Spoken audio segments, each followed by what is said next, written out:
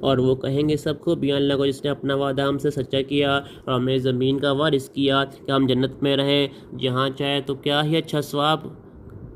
کام یوں اچھے کام کرنے والوں کا۔ اور تم فرشتوں کو دیکھو گے عرش کے آس پاس حلقہ کیا اپنے رب کی تعریف کے ساتھ اس کی پاکی بولتے، اور لوگوں میں سچا فیصلہ فرما دیا جائے گا اور کہا جائے گا سب خوبیاں اللہ کو جو سارے جہاں کا رب۔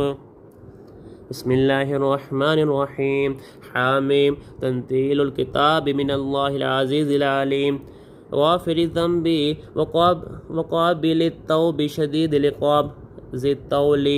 لا الہ الا ہو الیہ المصیر۔ یہ کتاب اتارنا ہے اللہ کی طرف سے عزت والا، علم والا، گناہ بخشنے والا اور توبہ قبول کرنے والا، سخت عذاب کرنے والا، بڑے انعام والا۔ اس کے سوا کوئی معبود نہیں، اس کی طرف پھرنا ہے اللہ کی آیتوں میں جھگڑا نہیں کرتے مگر کافر۔ تو اے سننے والے تجھے دھوکہ نہ دے،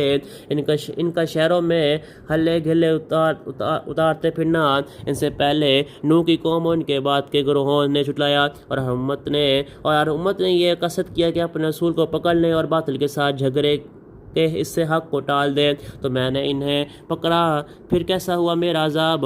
اور یوں ہی ہمارے رب کی ایک بات کافروں پر ثابت ہو چکی ہے کہ وہ دوزخی ہیں، وہ جو عرش اٹھاتے ہیں اور جو اس کے گرد ہیں، اپنے رب کی تعریف کے ساتھ اس کی پاکی بولتے ہیں اور اس پر ایمان لاتے ہیں اور مسلمانوں کی مغفرت مانگتے ہیں۔ اے رب ہمارے، تیرے رحمت و علم میں ہر چیز کی سمائی ہے، تو انہیں بخش دے جنہوں نے توبہ کی اور تیری راہ پر چلے، اور انہیں دوزخ کے عذاب سے بچا لے۔ اے ہمارے رب، انہیں بسنے کے باغوں میں داخل کر کہ جن کا تو نے ان سے وعدہ فرمایا ہے، اور ان کا جو نیک ہوں ان کے باپ دادا اور